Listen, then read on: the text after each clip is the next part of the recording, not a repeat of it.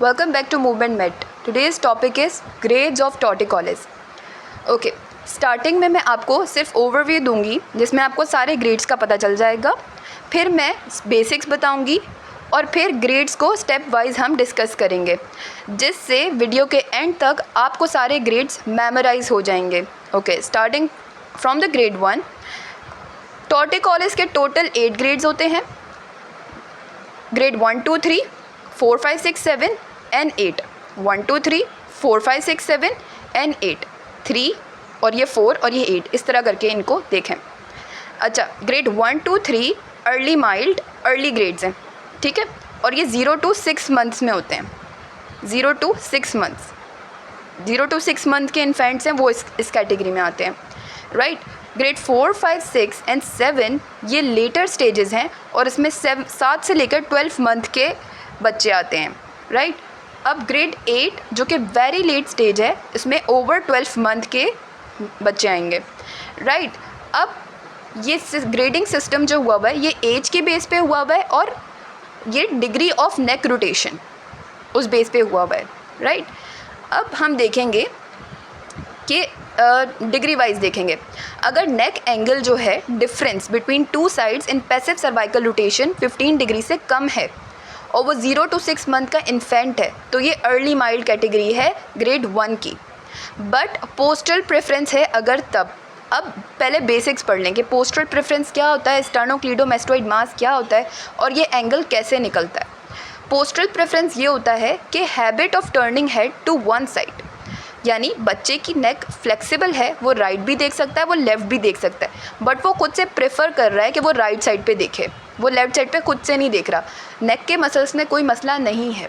अब हमें कैसे पता चला?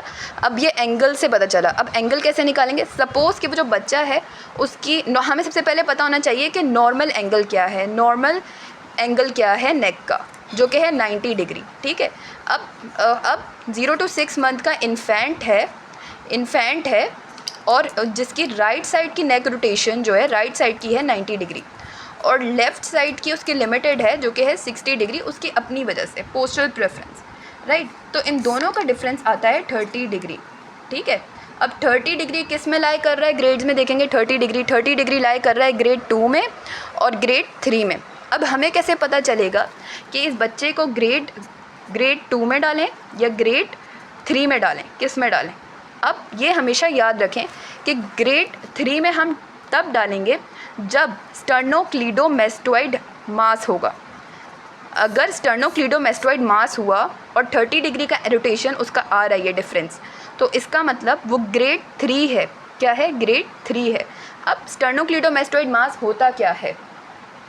स्टर्नोक्लीडोमेस्टोइड मास ये होता है कि एक लंप या फिर टाइट नॉट्स बन जाते हैं स्टर्नोक्लीडोमेस्टोइड मसल में, ठीक है।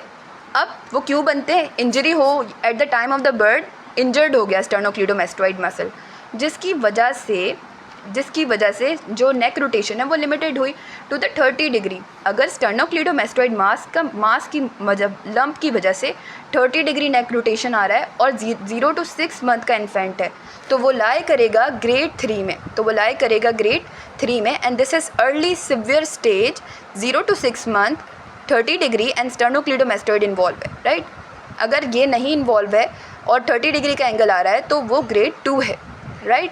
ग्रेड 1 जब होगा जब सिर्फ और सिर्फ पोस्टल प्रेफरेंस होगा और 15 डिग्री होगा। एंगल निकालना अब हमें आ चुका है और हमें ये भी पता चल चुका है कि 3 ग्रेड्स हैं और तीनों ग्रेड्स में कैसे कैसे लाई करते हैं, ओके।